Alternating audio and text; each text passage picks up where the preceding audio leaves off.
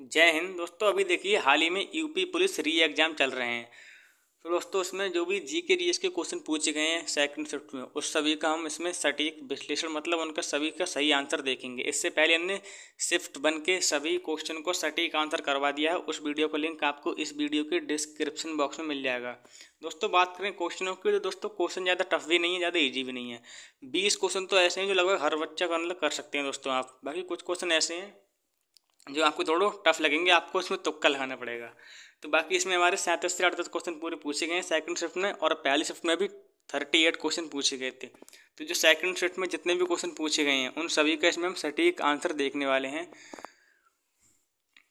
आप लास्ट में बताएं कि आपने इसमें से कितने सही किए हैं। तो चलिए वीडियो को शुरू करते हैं। पहला क्वेश्चन हमारा कि यूडीएचआर मानव अधिकारों की सार्वभौम घोषणा का कौन सा अनुच्छेद उत्पीड़न से शरण लेने के अधिकार की गारंटी देता है। तो वो कौन सा हो जाएगा, आर्टिकल 14। दोस्तों अगर आपसे पूछे कि समान काम के लिए समान वेतन, तो वो कौन सा आर्टिकल है, 14। विधि के समक्ष समानता मतलब कानून की नज़र में सब समान है, तो वो कौन सा, आर्टिकल 14। तो आपको ध्यान रखना है। फिर अगला क्वेश्चन है एनपीए का पूर्ण रूप क्या है। दोस्तों एनपीए का पूर्ण रूप है नॉन परफॉर्मिंग एसेट, गैर निष्पादित परिसंपत्तियां। तो ऑप्शन ए हमारा सही हो जाएगा। फिर अगला क्वेश्चन है उत्तर प्रदेश के किस जिले में सेरा नृत्य मनाया जाता है। दोस्तों उत्तर प्रदेश के जो जिला ललितपुर है वहाँ पर सेरा नृत्य मनाया जाता है। फिर अगला क्वेश्चन है व्यापक परमाणु परीक्षण प्रतिबंध संधि का मुख्य उद्देश्य क्या है।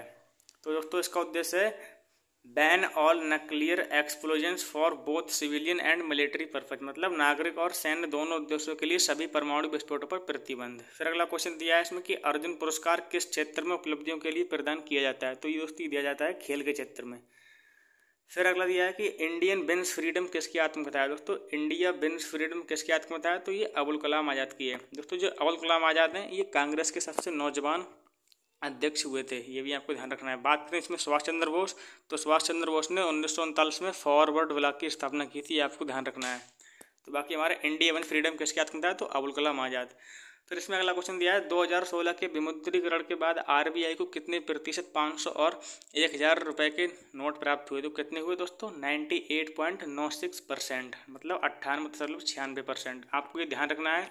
विमुद्रीकरण दोस्तों शिफ्ट वन में भी एक क्वेश्चन आया था और आज भी आ गया। तो विमुद्रीकरण हमारा जीएसटी है, बाकी जो नृत्य वगैरह हैं, खेल हैं, इनसे इनको आप पढ़ कर जाइएगा। और बाकी सभी शिफ्ट का आप एनालिसिस जरूर देखें। तो इसका ऑप्शन ए सही हो जाएगा। अगला क्वेश्चन है 1993 में मानव अधिकारों पर विश्व सम्मेलन ने डैश को अपनाया। किसको अपनाया दोस्तों, तो ये वियना घोषणा को अपनाया, मतलब वियना डिक्लेरेशन। तो ऑप्शन सी हमारा सही हो जाएगा। फिर दिया है किस संवैधानिक संशोधन अधिनियम ने लोकसभा और राज्यसभा विधानसभा में अनुसूचित जातियों और अनुसूचित जनजातियों के लिए सीटों को आरक्षण बढ़ाया। तो दोस्तों इसमें एक संशोधन तो हुआ था हमारा 104 वाला, लेकिन एक इससे पहले हुआ था, वो कौन सा, 79वां संशोधन। तो इसको ऑप्शन डी सही हो जाएगा, 79वां संशोधन। फिर अगला क्वेश्चन दिया है इसमें लोकटक झील भारत के किस राज्य में है। दोस्तों लोकटक झील भारत के मणिपुर राज्य में, आपको ध्यान रखना है। और लोकटक झील में ही तैरता हुआ राष्ट्रीय उद्यान है, मतलब वो कौन सा, उसका नाम क्या है, केबुल लामजाओ। ये भी आपको ध्यान रखना है। तो लोकटक झील कहाँ पर है, मणिपुर में। फिर अगला क्वेश्चन है प्रस्तावना मतलब उद्देश्य क्या में राष्ट्र की एकता और अखंडता शब्दों का उद्देश्य किस मौलिक सिद्धांत को बढ़ावा देता है। दोस्तों ये देता है बंधुता, मतलब फ्रेटर्निटी, मतलब बंधुता। तो ऑप्शन सी हमारा सही हो जाएगा। कोई पूछे कि प्रस्तावना में कितनी बार संशोधन हुआ है, तो केवल एक बार। कब, 1942 में। कौन कौन से शब्द जोड़े गए, समाजवाद, पंथनिरपेक्ष और अखंडता। ये भी आपको ध्यान रखना है। तो 42वें संविधान संशोधन से प्रस्तावना में एक बार संशोधन हुआ है। बाकी यहाँ पर जो पूछा है उसका आंसर से हो जाएगा सी, मतलब बंधुता। फिर अगला क्वेश्चन है डैश एक सॉफ्टवेयर प्रोग्राम है जो इंटरनेट के माध्यम से आने वाले सभी डेटा को फिल्टर करता है। तो इसका ऑप्शन हमारा डी से हो जाएगा, फायरवॉल। दोस्तों कंप्यूटर से भी प्रत्येक शिफ्ट में क्वेश्चन पूछ रहा है, तो आप कंप्यूटर को भी पढ़कर जाएँ। तो ऑप्शन डी से हो जाएगा, फायरवॉल। अगला क्वेश्चन है दर्शकों के साथ संवाद करने के लिए सोशल मीडिया प्लेटफॉर्म के रणनीतिक उपयोग के लिए क्या शब्द है। दोस्तों इसके लिए जो शब्द है वो है सामाजिक माध्यम विपणन, मतलब बाजारीकरण, सोशल मीडिया मार्केटिंग। अगला क्वेश्चन है भूटान की राजधानी क्या है। दोस्तों बहुत सिंपल क्वेश्चन दोस्तों आप कराएंगे। भूटान की राजधानी क्या है, तो थिम्पू। जो भूटान हमारे भारत का एक पड़ोसी देश ही है। तो कल दोस्तों पूछी थी क्रोएशिया की राजधानी, तो वो क्या थी, जाग्रेब। आज पूछ ली भूटान की राजधानी, तो आप सभी राजधानी भी पढ़ लें। तो भूटान की राजधानी क्या है, थिम्पू। फिर दोस्तों इसमें अगला क्वेश्चन दिया है हमारा भारत में सबसे लंबा नदी पुल कौन सा है। तो भारत में सबसे लंबा नदी पुल कौन सा है, तो वो है भूपेन हजारिका सेतु। कहाँ पर है, असम में, भूपेन हजारिका पुल या सेतु। तो ऑप्शन डी हमारा सही हो जाएगा। दोस्तों जो मतलब बात करें कि जियोग्राफी की, तो जियोग्राफी से भी इसमें क्वेश्चन आ रहे हैं। जैसे कल पूछा था कि प्रायद्वीपीय भारत की सबसे बड़ी नदी कौन सी? तो गोदावरी। मतलब जियोग्राफी से भी क्वेश्चन आ रहा है, तो आपको मतलब आपकी सभी टॉपिक पर कमांड होनी चाहिए, तभी आप क्वेश्चन अच्छे से हल कर पाएंगे। अगला क्वेश्चन है, सरकार ने किसान क्रेडिट कार्ड योजना कब पेश की? तो कब पेश की? अगस्त 1998, मतलब 1998 में। फिर अगला क्वेश्चन है, भारत और वियतनाम के बीच साझेदारी से उसके क्षेत्रीय सुरक्षा परिदृश्य में किस प्रकार परिवर्तन आएगा? तो दोस्तों ये किस प्रकार आएगा? अगर दोस्तों रक्षा सहयोग और समुद्री सुरक्षा बढ़ाकर, तभी परिवर्तन आ पाएगा। Why increasing defence cooperation and maritime security, तो ऑप्शन सी हमारा सही हो जाएगा। अगला क्वेश्चन है, जून 2024 तक लोकसभा में विपक्ष के नेता कौन है? तो दोस्तों वो कौन है? वो हैं दोस्तों हमारे राहुल गांधी। तो इसका ऑप्शन ए सही हो जाएगा। हालांकि दोस्तों मुझे इसमें थोड़ा डाउट हो रहा है, आप बताएं कि इसका ऑप्शन ए सही है कि और कुछ होगा। अगला क्वेश्चन है, तुगलकनामा पुस्तक के लेखक कौन है? तो तुगलकनामा पुस्तक के लेखक कौन है? अमीर खुसरो। फिर दिया कि वैश्विक आतंकवाद विरोधी प्रयासों के समन्वय के लिए किस संगठन को? दोस्तों इसमें क्वेश्चन और दिया है कि अंतर्राष्ट्रीय अक्षय ऊर्जा एजेंसी क्या करता है? तो दोस्तों इसके ऑप्शन शायद डूब गए हैं, इसके लिए सॉरी चाहूँगा आपसे मैं। तो इसमें हम 78 क्वेश्चन देखते हैं। उसको 77 जो क्वेश्चन है उसका क्या ऑप्शन है वो मुझे बिल्कुल बताएं आप। क्वेश्चन देखते हैं 78, वैश्विक आतंकवाद विरोधी प्रयासों के समन्वय के लिए किस संगठन को जिम्मेदार माना जाता है? तो किसको माना जाता है दोस्तों? इसमें UNCCT। अगला क्वेश्चन है, दूध उत्पाद, ब्रेड आदि आवश्यक वस्तु पर GST दर क्या है? दोस्तों इस पर GST दर क्या है? तो 5%। बात करें दोस्तों GST की, GST से क्वेश्चन पूछ रहा है, तो GST की फुल फॉर्म क्या होती है? वस्तु मतलब गुड्स एंड सर्विस टैक्स, तो ये भी आप ध्यान रखें। अगला क्वेश्चन है, चंद्रमा पर नासा के मानव युक्त लैंडिंग मिशन को क्या नाम दिया गया है जो 2024 से 25 तक होने की संभावना है? तो उसको नाम दिया गया है आर्टेमिस। ऑप्शन डी हमारा सही हो जाएगा। अगला क्वेश्चन है, इसमें अंतरराष्ट्रीय थर्मोन्यूक्लियर प्रोबायोटिक रिएक्टर परियोजना का उद्देश्य निम्नलिखित की व्यवहार्यता प्रदर्शित कर रहा है। किसकी व्यवहार्यता? तो बड़े पैमाने पर और कार्बन मुक्त स्रोत के रूप में संलयन ऊर्जा, तो ऑप्शन बी हमारा सही हो जाएगा। फिर अगला क्वेश्चन है, 14 सितंबर को किस रूप में मनाया जाता है? तो 14 सितंबर को दोस्तों मनाया जाता है नेशनल हिंदी दिवस के, मतलब राष्ट्रीय हिंदी दिवस के रूप में। दोस्तों कल पूछा था डाक दिवस, तो उसका आंसर क्या था? शायद 9 सितंबर था, वो आपको ध्यान रखना। तो दिवस भी आपको पढ़ के जाने हैं। तो 14 सितंबर को राष्ट्रीय हिंदी दिवस के रूप में मनाया जाता है। अगला क्वेश्चन है, भारतमाला परियोजना किससे संबंधित है? तो भारतमाला परियोजना किससे संबंधित है? तो सड़क मार्ग से। फिर अगला क्वेश्चन है, निम्नलिखित में से कौन सा त्यौहार भारत में प्रकाश के त्यौहार के रूप में जाना जाता है? तो वो कौन सा है दोस्तों? दिवाली। अगला क्वेश्चन है, भारतीय GST में निम्नलिखित में से किस प्रकार का कर प्रस्तुत किया जाता है? दोस्तों आपको पता होगा, इसे हमेशा बोलते हैं कि वस्तु एवं सेवा कर, तो इसको ऑप्शन बी से हो जाएगा हमारा सेवा कर। दोस्तों बात करें GST से, GST की फुल फॉर्म क्या होती है? Goods and service tax. दोस्तों इससे बहुत सारे क्वेश्चन पूछे जा रहे हैं। तो दोस्तों बात करें जो GST है, दोस्तों GST भारत में कब से लागू हुई? तो 1 जुलाई 2017 से। और जो दोस्तों GST है यह एक अप्रत्यक्ष मतलब इनडायरेक्ट टैक्स है। बात करेंगे GST को विश्व में सबसे पहले किसने लागू किया? तो फ्रांस ने किया। और दोस्तों जो भारत का प्रथम राज्य जहाँ पर GST लागू हुई वो कहाँ पर हुई थी? असम में। और वो समिति कौन सी थी?